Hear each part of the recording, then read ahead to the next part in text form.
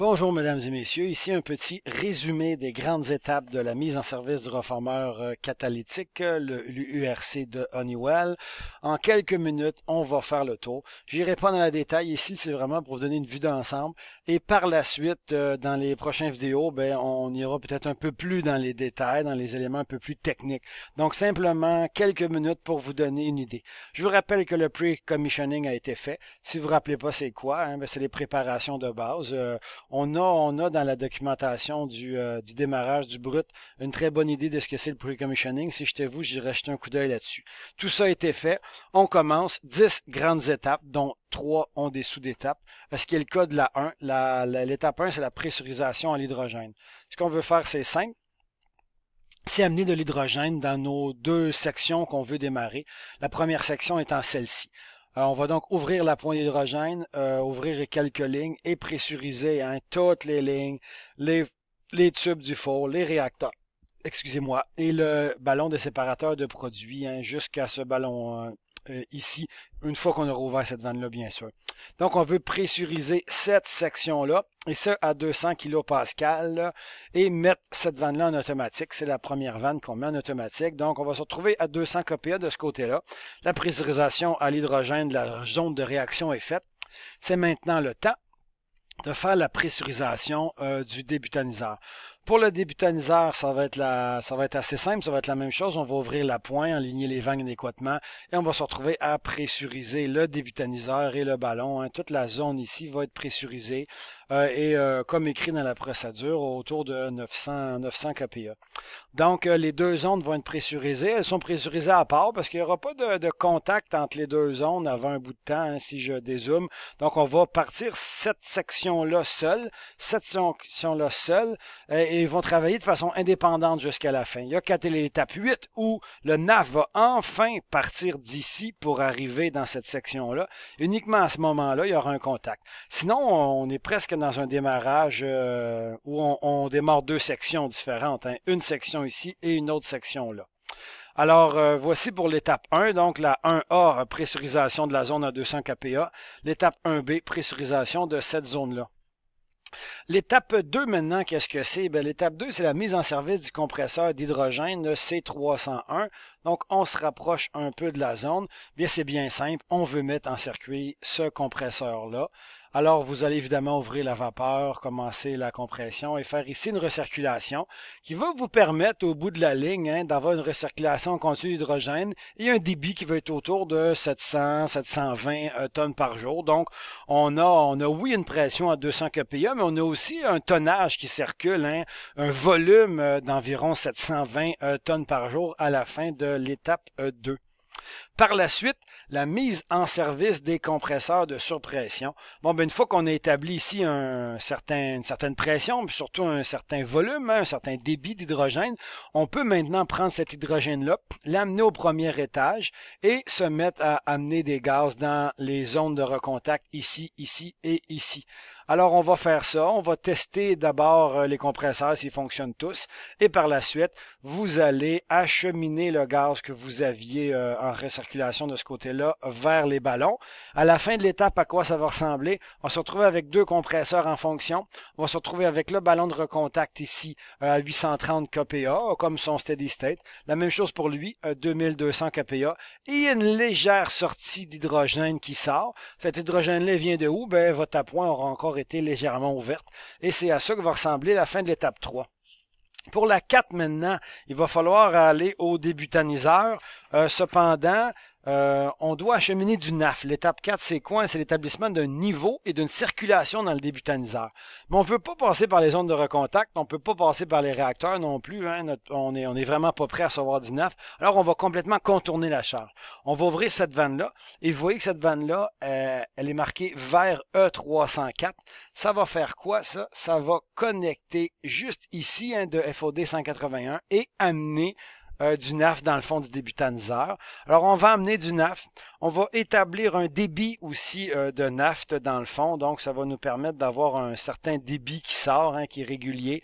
Ça va aussi nous permettre de partir notre bouillard. On ne va pas partir le four tout de suite. Ça va être dans l'étape qui suit. Mais on va au moins établir un débit au rebouilleur d'environ 3880 tonnes jour. Et on va stabiliser le niveau avec une sortie de NAF, hein, qui serait, ça dépend des étapes, mais autour de 2000 tonnes par jour de sortie. Donc, on reçoit notre 2000, il va ici, il recircule dans le four à froid et on sort une autre partie. Et c'est à peu près ça pour l'étape 4. L'étape 5, vous le savez, nous ne la faisons pas. Ça aurait été la mise en service des générateurs de vapeur, mais c'est une étape que nous ne faisons pas. Donc, vous allez devoir sauter à l'étape 6 directement, qui va être encore une fois le débutaniseur. Bien, au débutaniseur, qu'est-ce qu'on va vouloir faire? On va vouloir le mettre en service, on va vouloir le préchauffer, donc débuter une chauffe, ce qui va nous permettre de l'avoir chaud au moment où à l'étape 8, bien, on va commencer à entrer une charge de naft ici. Hein. On veut que le naft qui va arriver subséquemment soit prêt. Alors, ça veut dire quoi, ça? Bien, ça veut dire établir premièrement une chauffe, hein, au four et arriver à la température. Bon, au départ, on va se mettre autour de 150 degrés Celsius, donc avoir une chauffe plus légère, disons, pour l'instant, avec toujours le même débit, hein, qui arrive du FOD. Donc, on débute la chauffe. Ça va aussi nous permettre de recevoir un peu de liquide dans le ballon. Ça va nous permettre aussi de commencer à ouvrir nos aéros, parce que qui dit chaleur dit une montée des gaz ici, donc on va partir les aéros. On va pouvoir mettre en circuit aussi certains éléments en termes de refroidissement. Et puis ça, ben, ça va nous permettre, disons, d'avoir quelque chose d'adéquat. À la fin du processus 6, on va être où donc? Ben, on va être autour de 245 degrés. Ici, donc, au début, vous ne verrez rien jusqu'à 145 parce que ben, le TC commence sa lecture là. Mais à la fin, vous allez être à 245 ici. Vos brûleurs vont être allumés. Vous allez avoir ouvert quelques brûleurs. Votre air va être en fonction, évidemment. Vous allez être à 5400, pardon, pas 5400 tonnes par jour. Donc, le même concept que Steady State, hein, 1800, 1800, 1800 sur chacune des passes. Votre ballon va commencer à se remplir. Ce sera à vous, quand il commencera à être trop plein, ben, de débuter le reflux, bien sûr. On a normalement monté la pression à 1000 kPa et on commence à avoir une température de tête. Bien sûr, au début, votre température va être un peu plus chaude parce qu'on n'a toujours pas de reflux et c'est normal. Ce sera à vous, dans vos tournées d'inspection subséquentes, de venir vérifier le ballon et de vous assurer d'avoir un niveau adéquat. L'étape 7 maintenant, c'est quoi? Bien, c'est la mise en service du four. La mise en service des fours, devrais-je dire, pardon. Donc, c'est bien simple, hein? On veut commencer à démarrer nos fours. Pour ce faire, cependant, bien, il va falloir qu'on monte le tonnage d'hydrogène en recirculation. Je vous rappelle que depuis le début, on recircule de l'hydrogène. Et ce qu'on voudrait voir ici comme chiffre, c'est quelque chose autour de 1200 tonnes par jour d'hydrogène qu'on va envoyer dans les fours. Et c'est ça qui va capter la chaleur qu'on va mettre. Évidemment, les aéros vont venir le refroidir et ce qui va créer une demande en combustible qui est constante. À la fin de l'étape 7A, parce qu'on l'a séparé en deux, hein, l'étape 7A, c'est l'allumage des fours. L'étape 7B, c'est le réchauffage de la section de réaction. Bien, dans la 7A, qu'est-ce que vous allez avoir? À la toute fin, vous allez avoir autour de 1200 tonnes d'hydrogène qui circulent ici. Vous allez vous assurer d'avoir les outs des différents brûleurs à 5%. Hein, donc, les outs des TC vont être à 5% chacun. Et vous aurez une légère pression brûleur. Donc, vos brûleurs seront en fonction. Bien évidemment, vous n'aurez pas une grande quantité de combustible, puisque pour maintenir l'hydrogène à la chaleur désirée, on n'a pas besoin d'un très grand apport. La seule perte qu'on a, c'est lorsqu'on passe dans les aéros. Donc, on peut s'attendre à voir vos brûleurs avec des outs assez bas, hein, donc une quantité de brûleurs, une quantité de débit de gaz assez faible à la fin.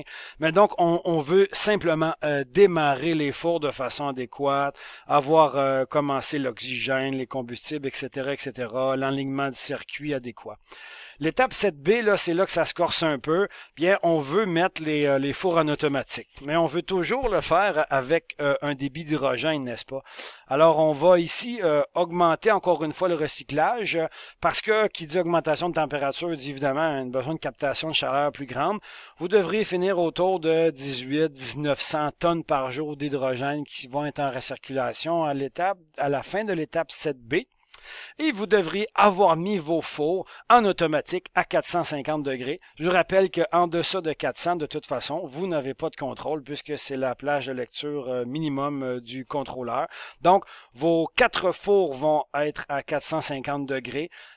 Et ne vous attendez pas à avoir encore là une grosse consommation de combustible. C'est le même principe que tout à l'heure. Hein. Plus on circule, plus même notre combustion va avoir tendance à baisser parce que on a très très peu de perte de chaleur ici. Donc, on va avoir des brûleurs qui vont être à plus ou moins 1% d'ouverture. Le premier un peu plus parce que le premier four va évidemment recevoir l'hydrogène qui vient d'être refroidi, mais les fours subséquents vont recevoir une charge qui va déjà avoir été chauffée à 450. Donc, on peut s'attendre à avoir le premier four peut-être avec un out OPC de 2.4, un out OTC de 6.9. Et puis si on regarde les autres, ils vont pratiquement être fermés à la fin de l'étape 7B. C'est important de la faire rapidement, l'étape 7B, le plus rapidement possible d'ailleurs, parce que justement, si vous circulez trop longtemps, il n'y a que le four 1 qui va rester allumé et les 3 autres fours vont s'éteindre, parce qu'entre le four 1 et le four 2, il n'y a à peu près pas de perte de chaleur. Alors, assurez-vous de faire ça, disons, promptement. Pourquoi promptement? Parce qu'à l'étape 8, vous allez régler vos problèmes, vous allez entrer du naft dans votre réseau. Et qui dit entrée du naft, dit évidemment un début de réaction endothermique, entre autres. Donc, vous allez pousser votre naft. Vous allez pousser votre naft, donc, jusqu'à 1800 tonnes par jour. Donc, qui dit entrée de naft, dit évidemment que là, il va commencer à avoir des réactions endothermiques. Hein, et on va voir ici une consommation de votre gaz. Donc, vous allez rester à 450 degrés, mais en entrant 1800 tonnes par jour dans chaque passe, donc 3600 au total, évidemment, ce qui va créer une grande demande aux 4 fours et ce qui va débuter les réactions endothermiques. Par la suite, bien évidemment, qui dit arrivée de naft dit la gestion des niveaux. Donc, le naft va arriver ici, ce sera à vous de gérer le niveau, l'enligner vers les traiteurs de chlore, l'enligner vers les ballons de recontact, ce que vous allez faire, et enligner tous ces circuits-là pour qu'à la toute fin, on se retrouve avec du naft qui arrive au débutaniseur.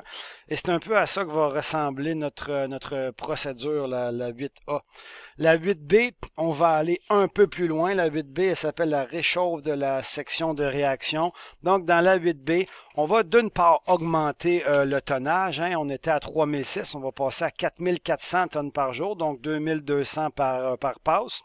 On va aussi augmenter la température à 500 degrés, donc on s'approche des steady state qui sont à 530. Donc, grosse poussée de la température, ce qui va amener aussi quand même un peu de craquage. Puis évidemment, ce qui va vous amener à avoir à travailler un peu aussi autour du débutaniseur. Et c'est bien pour ça que notre étape 9, bien, c'est la stabilisation du débutaniseur.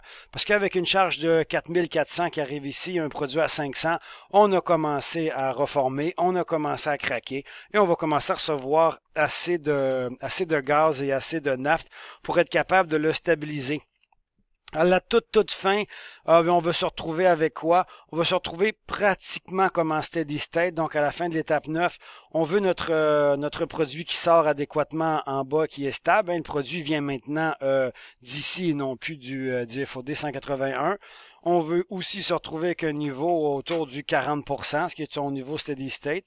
On veut s'assurer d'avoir le fond du débutaniseur à 245 degrés C. Et on veut aussi s'assurer que les brûleurs soient adéquats. Pour ce qui est de la tête, un niveau à 50 avec une sortie. Donc, on va mettre en circuit la sortie si ça n'a pas déjà été fait dans les étapes subséquentes, ce qui est souvent le cas, là. parce que une fois que vous aurez consommé assez de liquide dans le ballon pour avoir votre reflux, ben, vous allez sortir les excès, bien sûr.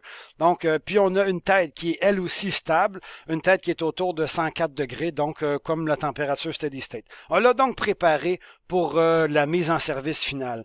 L'étape 10, c'est quoi? Bien, c'est la fin de la mise en circuit totale. Donc, on veut se retrouver comme dans steady state. Il nous manque quelques éléments. Hein. On n'a peut-être pas tout à fait fini de stabiliser les zones ici. On n'a pas fini encore d'augmenter la charge. Donc, l'étape 10, c'est la mise en steady state du réseau. Donc, à la toute fin, on va se retrouver, évidemment, on va ajuster les ratios. Donc, on va se retrouver à 5500. On va se retrouver avec un ratio adéquat de 3,83. Peut-être l'élément le plus important de l'étape 10, c'est la mise en circuit du système de récupération qu'on n'avait pas encore mis en circuit adéquatement. Donc, on va le mettre en circuit, amener le liquide réfrigérant, ajuster le niveau, ajuster les températures pour commencer, évidemment, à récupérer de façon plus optimum. C'est un peu ça, l'étape 10 en gros, et c'est ce qui termine le résumé.